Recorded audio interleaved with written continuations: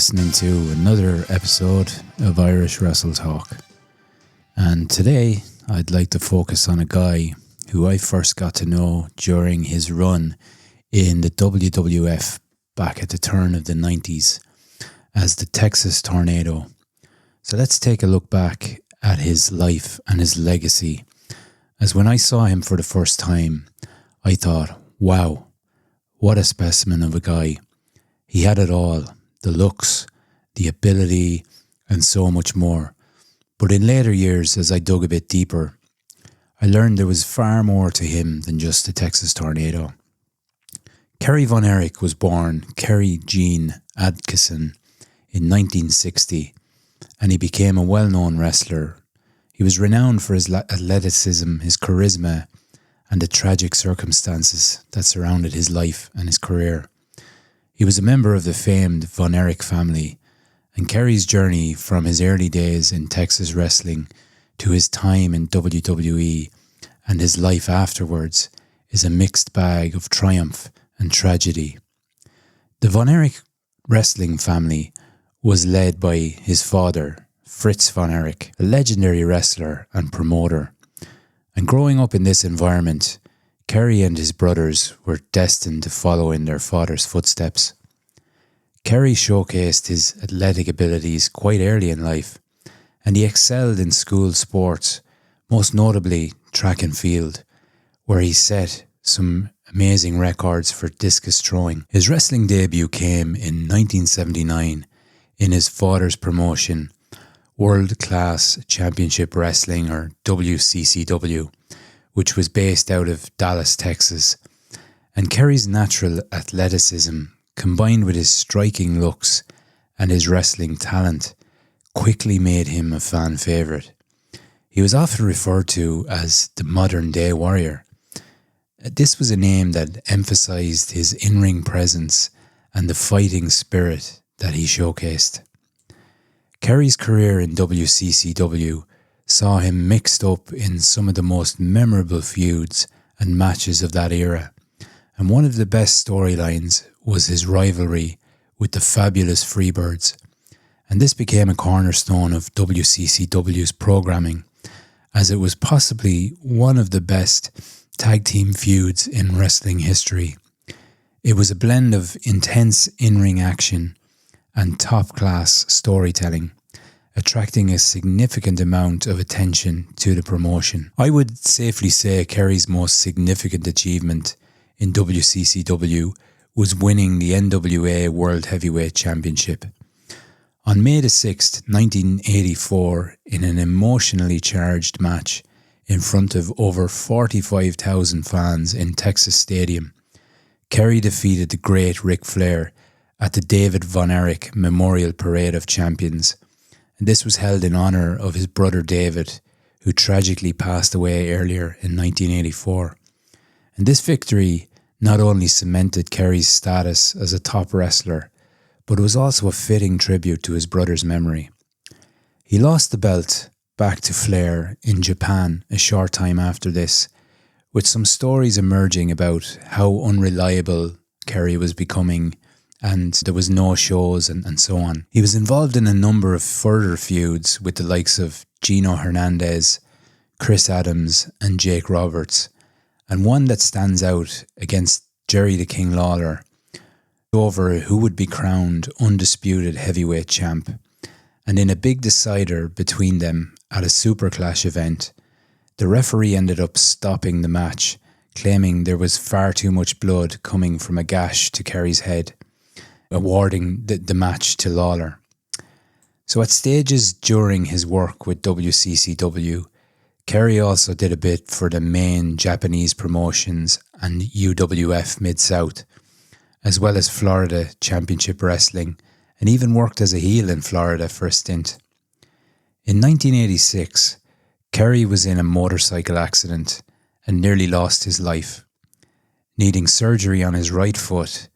Now, there are a number of various stories about how Kerry rushed himself back to action, resulting in further injury to that foot, meaning the doctors decided to amputate. But either way, it was one hell of an injury. But he was driven and determined to make it back to the ring, and he managed to do so with the use of a prosthetic, while keeping it a secret from many people, and some reports claim he would even shower while wearing his boots in an effort to conceal. In fact, most of the general public had no idea he was wrestling with a prosthetic until years later, following his death, which is a testament to the talent that Kerry had. He was absolutely amazing. And after leaving WCCW in 1989, he worked a bit in USWA, or United States Wrestling Association, holding tag team gold with Jeff Jarrett and the Texas heavyweight title a couple of times. He left the USWA and made a significant move then to the WWF in 1990. He was packaged up under the name of the Texas Tornado, and he made a quick impact. Kerry's debut match saw him defeating Buddy Rose at a Saturday night's main event, and one of Kerry's biggest achievements in WWF was winning the Intercontinental Championship at SummerSlam 1990, where he defeated Mr. Perfect Kurt Hennig after getting the spot due to Brutus the Barber Beefcake getting badly injured. In fact, let's relive the moment he captured this title right now.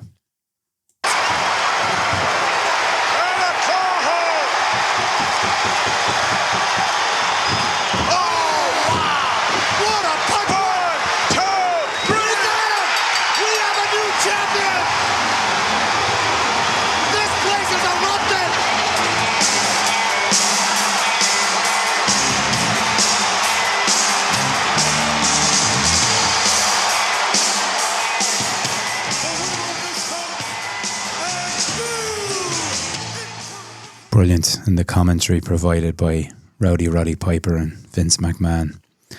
So he had a run of a few months with the title before dropping it back to Perfect on a WWF Superstars episode, something you just wouldn't see these days. But the loss was because of Ted DiBiase interfering in proceedings, which set up a feud between him and Von Erich. But during that title run, he participated in Survivor Series 1990, teaming with the Ultimate Warrior and the Legion of Doom, where he got eliminated by Perfect. But what stood out here for me was seeing him side by side with the Warrior, who at the time was considered to have maybe the best physique in the wrestling business. But Kerry looked $1 million beside the Warrior and had the potential to be as big a star, if not bigger, if everything had fallen in his favour. It's worth going back and taking a look at some of his work. He looked absolutely amazing. The Intercontinental title run marked the highest point of his WWF career, but his time with the company was also blighted by personal struggles, particularly his battles with substance abuse and the lingering effects from his motorcycle accident. Strangely or surprisingly, Von Erich only made one WrestleMania appearance, and that was at WrestleMania 7, where he defeated Dino Bravo, and he teamed with the British Bulldog and Ricky the Dragon Steamboat at SummerSlam 91, where they defeated the Warlord and Power and Glory. He also renewed his old rivalry with Flair after Flair joined the WWF in late 91, and his WWF career started to fizzle out following this, going into 92, where he was demoted to house show fodder, a real sign that the WWF is done with you, or at least it was back then. And he missed some months then due to personal issues and was set to appear at SummerSlam 92, but El Matador, Tito Santana, replaced him, and that was the end of the road for Texas Tornado with WWF.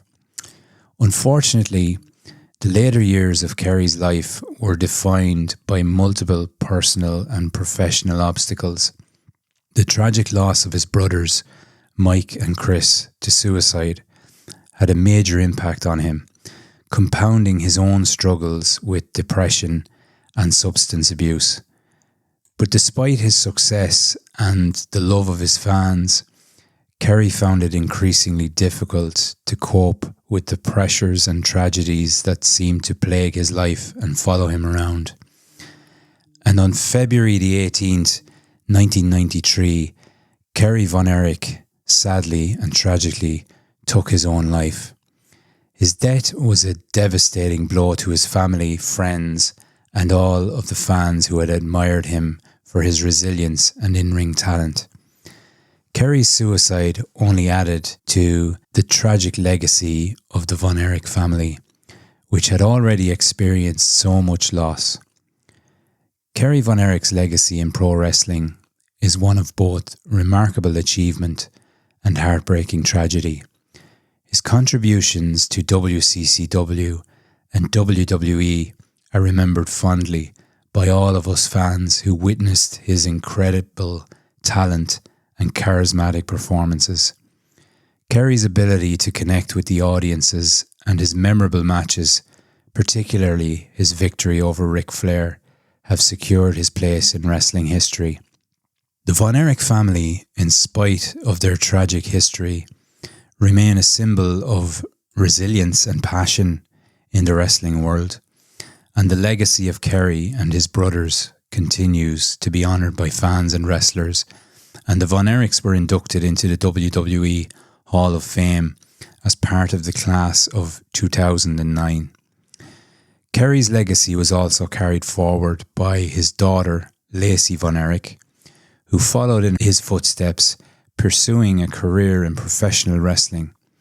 She wrestled for various promotions, including TNA, where she achieved some success as a third-generation wrestler before retiring in 2010.